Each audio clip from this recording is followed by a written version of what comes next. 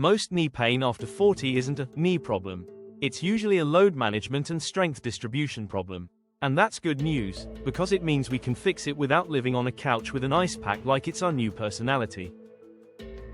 Rest and ice can calm a flare, sure. But rest and ice, as the whole plan, is like turning off a smoke alarm by removing the batteries. It gets quiet, but the problem is still in the house. Today we're giving you the Longevity Compass Knee Blueprint, a knee-friendly weekly plan that builds capacity without flare-ups, with no equipment options, and a progression ladder so we stop guessing and start improving. And we're going to do it without the two extremes that keep people stuck. The first extreme is push through everything. The second extreme is avoid everything forever. Both are terrible long-term strategies for a joint we need for decades. First, we need one mindset shift. Pain is real, but pain is not a perfect damage meter. If you've ever had a day where your knee felt awful, then 3 days later it felt fine, you already know this. In knee osteoarthritis, researchers have seen real discordance between pain and X-ray severity. Translation: more pain doesn't always mean more structural destruction, and less pain doesn't always mean everything is magically healed. Pain is a signal, not a verdict. That doesn't mean structure doesn't matter.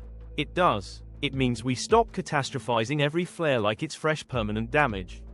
We learn to manage load, build strength, and make our knees safer over time. Now let's name the two most common patterns people run into after 40. Patellofemoral pain and osteoarthritis-style pain. They can overlap, but the clues help us choose the best starting moves. Patellofemoral pain is usually front of knee pain, around or behind the kneecap.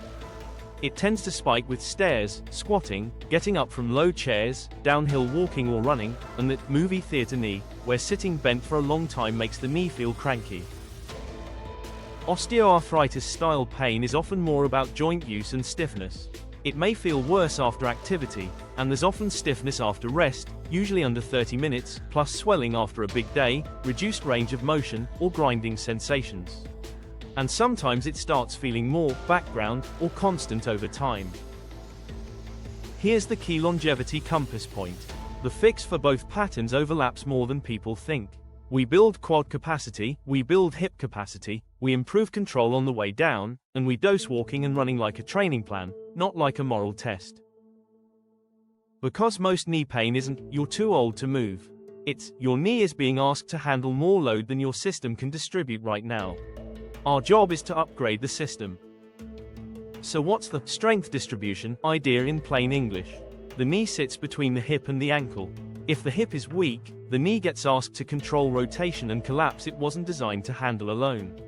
If the ankle is stiff, the knee gets asked to compensate for motion the ankle won't give. And if the quadriceps are undertrained, the knee loses its best shock absorber for stairs, deceleration, and getting out of chairs. That's why rest feels good short-term but often makes the long-term problem worse. We're deconditioning the exact parts that protect the joint. Now we're going to use one simple, tell the truth test that makes this whole story visible. The step down. If you have a step, a low stair, or even a sturdy curb, we can do a slow step down and watch what happens. The goal is not perfection. The goal is information. If the knee dives inward, if the pelvis drops, if the trunk collapses, or if the foot caves and the shin can't travel forward comfortably, we're watching load leak into the knee. That's not a character flaw. That's a strength and control gap we can train. Now here's the rule that keeps this safe. We train the descent before we train the heroics. Most people only train the up. They squat down and stand up. But knees usually get irritated on the way down, when we're braking. So our program is built around owning the down phase. Controlled tempo, clean alignment, and gradual load increases. Let's build the weekly plan. We want 2 to 3 strength sessions per week, plus walking as the base layer, plus optional running or higher load work only if symptoms behave predictably. This is not a destroy your legs plan. This is a build knees that can handle life plan. Our KPI is capacity, not soreness. Here's the pain rule we're using so we stop guessing. During exercise, mild discomfort is okay. We aim to keep it around 0 to 3 out of 10. More important than the number is the 24-hour response. If pain is noticeably worse the next day, or your knee swells, or your walking tolerance drops, that was too much too soon. We don't quit. We scale the dose and keep training. Now the strength menu, no equipment required. We'll give options so everyone can start. Move number 1. Sit to stand from a chair. This is your knee-friendly squat pattern. If it's too easy, slow it down and add a 3-second lower. If it's too hard, start from a higher chair and use light hand support. Move number 2. Supported split squat or stationary lunge, using a countertop or wall for balance. Keep the range small at first. We're building tolerance, not proving toughness. Move number 3. Step-ups to a low step. Step-ups let us build quad strength without deep knee bend. Start low, go slow, and drive through the whole foot. Move number 4. Wall sit or a short-range, quarter squat hold. Isometrics can calm pain while building capacity. If your knee flares with movement, holds are often a great bridge. Now hip strength, because knees love hips that do their job. Move number 5. Glute bridge, then single leg bridge as you progress. Strong glutes help control femur motion so the knee doesn't have to do everything alone. Move number 6. Side lying leg raises or hip abduction holds against a wall. We're building the hip abductors that stabilize the pelvis in single leg tasks like stairs and walking. Move number 7. Calf raises.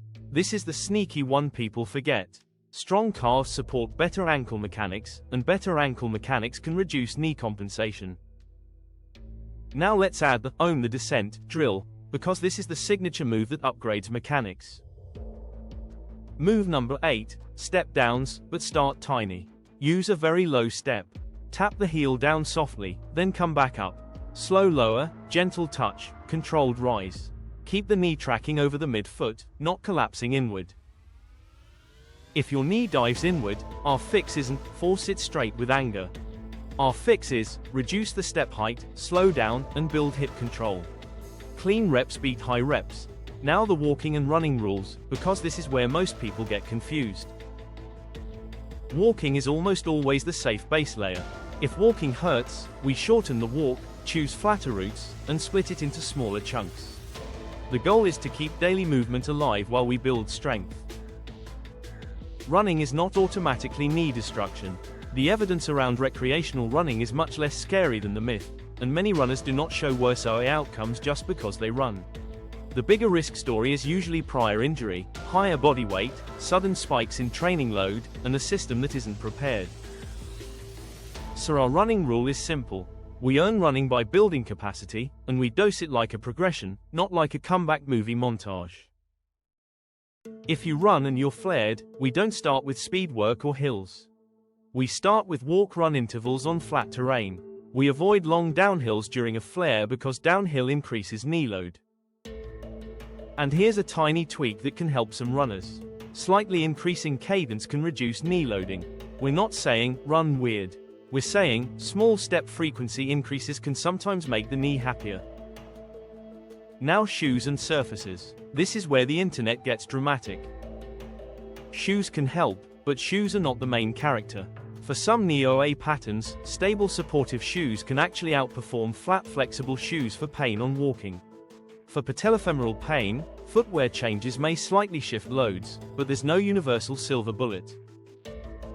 So our shoe rule is boring and effective. Wear what you tolerate well. Prioritize comfort and stability if your knee likes it.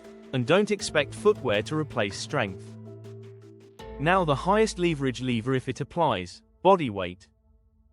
If we're carrying extra weight, even modest reductions can noticeably reduce knee load across thousands of daily steps. This isn't about aesthetics, it's about mechanics and inflammation. In knee OA, weight loss plus exercise is strongly supported, especially when someone is overweight or has obesity. But we're not doing the just lose weight drive-by. We're doing the build strength and capacity now, while we also improve body composition over time plan. Because knees don't like waiting. Now we need the progression ladder, because this is the part that makes people stick with it. Week 1 is about calming flares and finding tolerable doses.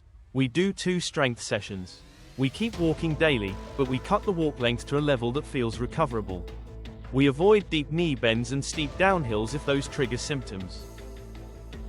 Week 2 is about adding volume, not intensity. Same exercises, slightly more total reps or sets, or slightly longer holds. We're teaching the knee that load is normal again. Week 3 is about owning the descent. We add step-down work carefully.